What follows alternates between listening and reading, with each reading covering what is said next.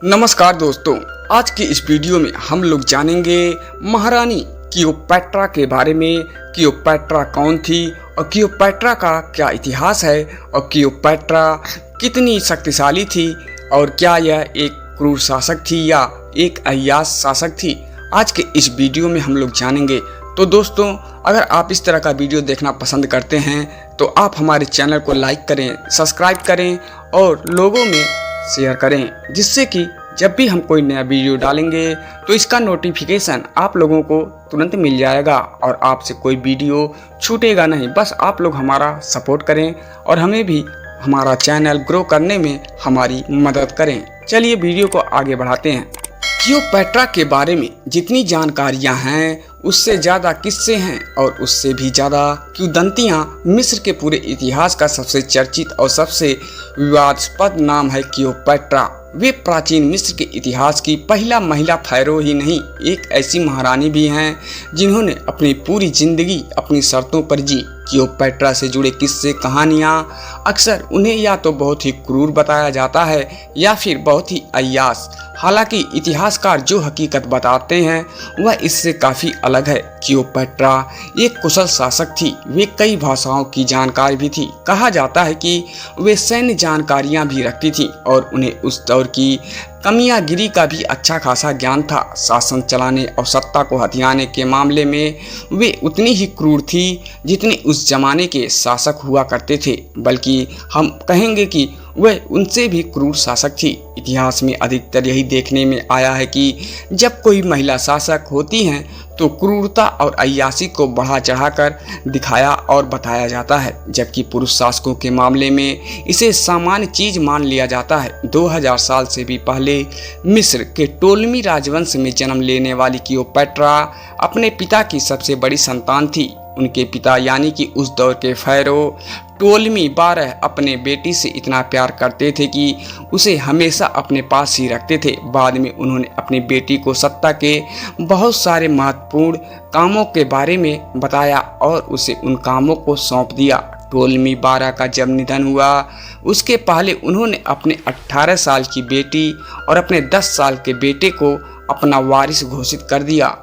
Egypt के सत्ता की नए दावेदार ना पैदा हों, उस समय मिस्र के राजवंशों में भाई बहन की आपस में शादी करा दी जाती थी। कहा जाता है कि क्लियोपेट्रा के माता पिता भी भाई बहन ही थे। दोनों की शादी कर दी गई थी और उसका भाई भी वह कहलाया टोलमी 13, जो क्लियोपेट्रा का सबसे छोटा भाई था। इसलिए क्लियोपेट्रा ही वहाँ का शासन अपने हाथ में ले ली। यह चीज़ बहुत से लोगों को खटकने लगी। वह ऐसा दौर था जब फ़ायरो को लोग भगवान का प्रतिनिधि मानते थे। एक औरत को भगवान का प्रतिनिधि माना जाए ऐसा बहुत से लोगों को स्वीकार नहीं था। इसलिए दरबार और महल में षड्यंत्र होने लगे।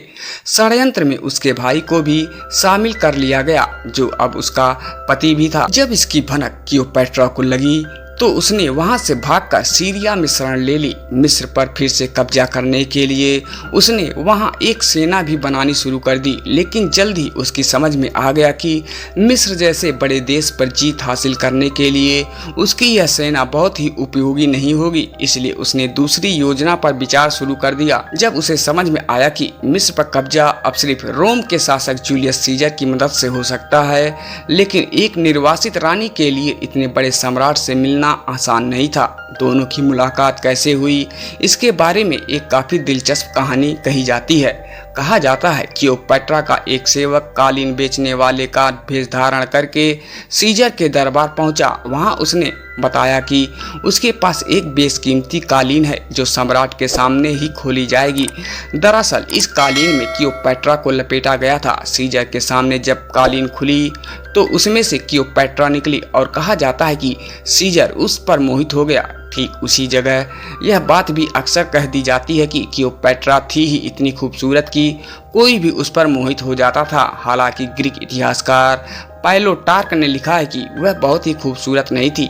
यह भी मुमकिन है कि यूरोपीय लोगों को अपने पूर्वाग्रहों के कारण एक अफ्रीकी लड़की में सौंदर्य नजर न आया हो, लेकिन यह बात तय है कि क्लियोपेट्रा की जो प्राचीन तस्वीरें और मूर्तियां मिलती हैं वह उनमें कम से कम उतनी खूबसूरत तो नहीं लगती जितनी कि 1963 में बनी फिल्म क्लियोपैट्रा में उसकी भूमिका निभाने वाली एलिजाबेथ टेलर लग रही थी। कहा जाता है कि जूलियस सीजर क्लियोपैट्रा पर मोहित हो गया था। यह सिर्फ खूबसूरती का मामला नहीं था। सीजर पहली बार किसी इतनी जहीन औरत से मिला था। उस समय तक रोम में महिलाओं को पढ़ने लिखने की परंपरा नहीं थी, इसलिए क्लियोपैट्रा हर तरह से शिक्षित और प्रशिक्षित थी। सीजर ने जल्द ही मिस्र पर हमला किया और टोलेमी 13 को मार गिराया। सत्ता फिर से क्लियोपैट्रा के हवाले कर दी गई। हालांकि सत्ता पर बैठने के बाद उसे अपने सबसे छोटे भाई से शादी करनी पड़ी, जो कहलाया टोलेमी 14। कहा जाता है कि इस विजय के बाद सीजर और क्लियोपैट्रा ने एक क्रूज पर सवार होकर कई दिनों तक नील नदी की यात्रा की। कुछ लोगों कहते हैं कि इस दौरान दोनों में संबंध भी बने। हालांकि सीजर की उम्र क्लियोपैट्रा से बहुत ज़्यादा थी, दुगनी से भी ज़्यादा। दोनों के एक संतान भी हुई, जिसका नाम रखा गया टोलेमी सीजर। कहा जाता है मिस्र के दरबार का षड्यंत्र फिर से शुरू होने लगा। इस बार भी क्लियोपैट्रा को इसकी खबर लग गई थी। इस बार षड्यंत्र में उसकी छोटी बहन भी शामिल थी। क्लियोपैट्रा ने दोनों की हत्या करवा दी, लेकिन कुछ ही समय बाद रोम में जूलियस सीजर की भी हत्या कर दी गई। अब क्लियोपैट्रा को एक ऐसे संरक्षक की जरूरत थी जो मुश्किल वक्त में काम आए। सीजर के बाद के रोम में उसका दामाद मार्क एंटनी सबसे ज्यादा प्रभावशाली हो गया था। क्लियोपैट्रा ने उससे संपर्क साधा और वह भी उस पर सीजर की तरह ही मोहित हो गया था। दोनों के संबंध बने और कहा जाता है कि उनके 3 बच्चे भी हुए। क्लियोपैट्रा अब अपने बेटे को रोम की तख्त पर बैठाना चाहता था। मार्क एंटनी इसके लिए युद्ध में लगा हुआ था और यह युद्ध भी वह अपने परिवार वालों से ही लड़ रहा था। इस युद्ध के दौरान ही किसी ने मार्क को एक ऐसी झूठी खबर फैला दी कि क्लियोपैट्रा का निधन हो गया है। अचानक उसे लगा कि जिसके लिए उसने अपने लोगों से लड़ाई मोल ली है वही नहीं रही तो वह क्या करेगा। मार्क एंटनी ने वहीं आत्महत्या कर ली। यह खबर जब क्लियोपैट्रा को मिली तो उसे समझ में आ गया कि जल्द ही वह दुश्मन की पकड़ में आ सकती है। उसने भी आत्महत्या कर ली। कुछ लोग कहते हैं कि उसने अपने पालतू सांप से अपने को कटवा लिया, जबकि कुछ का कहना है कि उसने जहर पी लिया। सच जो भी हो, लेकिन अपनी शर्तों पर पूरी जिंदगी जीने वाली क्लियोपैट्रा ने अपनी मौत भी खुद ही चुनी। क्लियोपैट्रा के इस जीवन पर कई कहानियां बनी और कई उपन्यास लिखी गईं, फिल्में बनी जो बहुत ही हिट हुई। बेशक इनमें से उसके बारे में बहुत बढ़ा चढ़ा कर बताया गया है। इसके बारे में कितना भी बढ़ा चढ़ा कर बताया गया हो, ऐसा नसीब भी हर किसी का नहीं होता, लेकिन क्लियोपैट्रा का ऐसा ही नसीब था। तो दोस्तों, यह कहानी थी क्लियोपैट्रा की। तो आप लोगों को हमारा वीडियो कैसा लगा आप हमें कमेंट करें और चैनल पर नए हैं तो चैनल को लाइक करें, सब्सक्राइब करें और लोगों में शेयर करें। धन्यवाद।